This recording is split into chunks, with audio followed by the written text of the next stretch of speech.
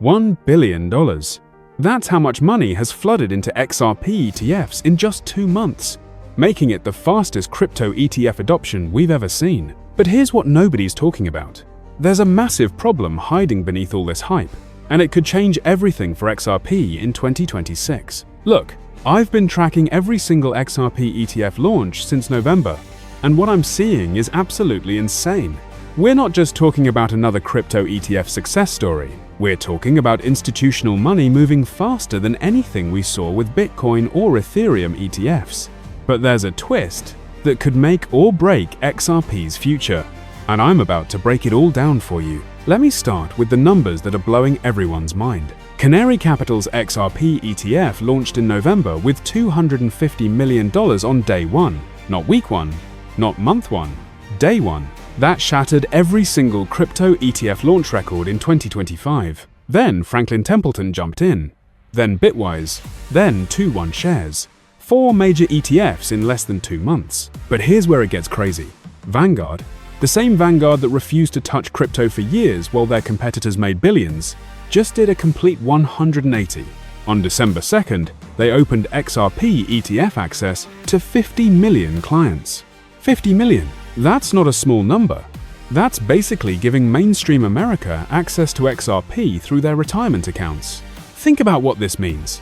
Vanguard built their reputation on conservative, boring investing. They're the company that avoided Bitcoin when it hit 60,000, avoided Ethereum when it exploded, basically sat on the sidelines while the entire crypto revolution happened around them. And now they're not just dipping their toes in crypto, they're diving headfirst into XRP. The ETF flows are absolutely bonkers. We're looking at $941 million across 4 ETFs as of last week. Grayscale's sitting at $148 million, Canary Capital hit $373 million, Franklin Templeton's at $189 million, and Bitwise grabbed $215 million. In 2 months. For perspective, it took Ethereum ETFs 9 months to start seeing serious inflows, and even then it was nowhere near this pace. But here's what's really wild. This isn't just retail FOMO. We're seeing institutional flows that dwarf what most people expected. Wall Street banks that couldn't spell cryptocurrency 2 years ago are now allocating client money into XRP. Pension funds are taking positions. Family offices are getting exposure. This is the kind of institutional adoption that crypto has been promising for a decade. Now, you might be thinking this sounds too good to be true, and you'd be right to think that, because there's a problem. A big one, and it's hiding in plain sight. See, all of these ETF flows are amazing, but they're not actually using XRP for what it was designed to do. When you buy an XRP ETF, that money goes into buying and holding XRP tokens, but it doesn't go into Ripple's payment networks. It doesn't increase cross-border transaction volume. It doesn't boost adoption of RippleNet or on-demand liquidity. Essentially, we have $1 billion betting on XRP's price without $1 billion worth of actual XRP utility. It's like everyone's buying shares in a taxi company, but nobody's actually taking taxi rides. The investment thesis is solid, but the business case still needs to prove itself. Let me break this down with some real numbers. XRPL's on-chain payment volume is around $15 billion annually. That sounds big until you realize that's tiny compared to traditional payment networks. Swift processes about $5 trillion daily. Even if XRP captures a small fraction of that market, we're talking about massive growth potential.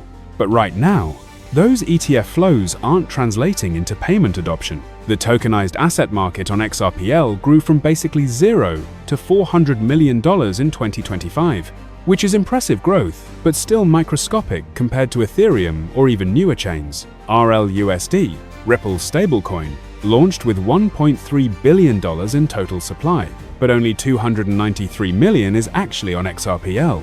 The rest is on Ethereum and other chains. Here's what this means for your investment strategy. We have 2 XRP stories running in parallel. Story number 1 is the ETF story: institutional adoption, regulatory clarity, Wall Street legitimacy, easy access for retail investors. This story is absolutely crushing it right now and could easily drive XRP to new highs in 2026. Story number 2 is the utility story: real payment adoption. Banks actually using RippleNet for cross-border transfers. RLUSD becoming a serious stablecoin competitor, tokenized assets choosing XRPL over Ethereum. This story is still being written, and frankly, it's moving a lot slower than the ETF story. The question is whether Story 1 can sustain itself without Story 2, and that's where things get interesting for 2026. If you look at Bitcoin, it succeeded as digital gold, without needing massive payment adoption. People buy Bitcoin ETFs because they believe it's a store of value, not because they're planning to buy coffee with it. Could XRP follow the same path? Could it succeed purely as an institutional asset without the payment utility?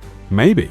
But there's a difference. Bitcoin's value proposition is scarcity and being the first cryptocurrency. XRP's value proposition has always been utility, faster, cheaper, cross-border payments. If that utility doesn't materialize at scale, the ETF flows could eventually plateau. But here's the bullish case that could change everything.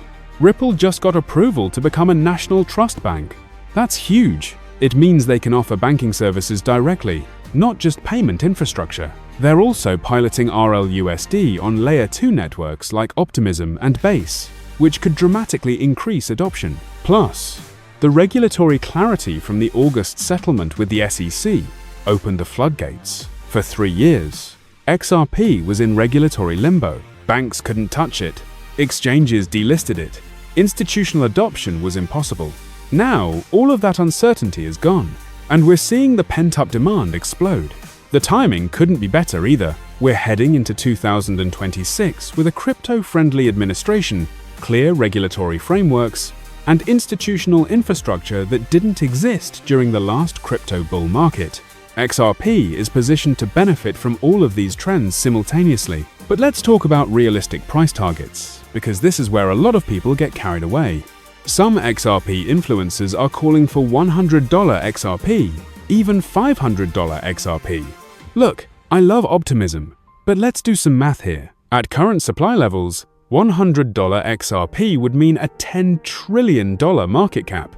That's bigger than the entire US stock market combined. It's not happening, at least not in this cycle. More realistic targets based on ETF flows and institutional adoption put XRP somewhere between $5 and $15 in a bull case scenario. That said, $5 to $15 would still be a 2x to 6x return from current levels, which is nothing to sneeze at. And if the payment utility story actually starts delivering, those numbers could go higher. Here's what I'm watching for in early 2026. First, ETF flows. If they maintain this pace through January and February, we could see XRP hit $5 pretty quickly. Vanguard advisors work on quarterly cycles, so the real money might not start flowing until Q2. Second, payment adoption metrics. I'm watching RLUSD growth on XRPL, new bank partnerships with RippleNet, and on-chain transaction volumes. If these start accelerating alongside ETF flows, that's when XRP becomes a serious long-term hold. Third, competition. Bitcoin and Ethereum aren't standing still. If Bitcoin gets a $200,000 price target from major banks and Ethereum solves its scaling issues, XRP might struggle to maintain its current momentum even with ETF success. The bottom line is this: XRP ETFs are absolutely crushing it right now, and that momentum could carry well into 2026. But the ultimate success of XRP as an investment depends on whether Ripple can bridge the gap between ETF speculation and real-world utility. If you're thinking about buying XRP, either through ETFs or directly, understand what you're betting on. You're betting that institutional adoption will continue, that Ripple's payment vision will eventually materialize, and that XRP can compete with Bitcoin and Ethereum for institutional mindshare. Those are all reasonable bets, but they're still bets. The $1 billion in ETF flows proves there's massive institutional interest, but it doesn't guarantee that interest will sustain itself if the utility story doesn't deliver. My take? XRP has the strongest institutional setup of any altcoin right now, and the ETF momentum is real. But keep your expectations realistic, diversify your holdings, and don't bet more than you can afford to lose on any single crypto narrative, no matter how compelling it looks. That's the real story behind the XRP ETF explosion. Massive opportunity, real momentum, but with risks that most people aren't talking about. Let me know in the comments what you think about XRP's chances in 2026. And make sure to subscribe if you want more honest analysis of crypto trends without the hype.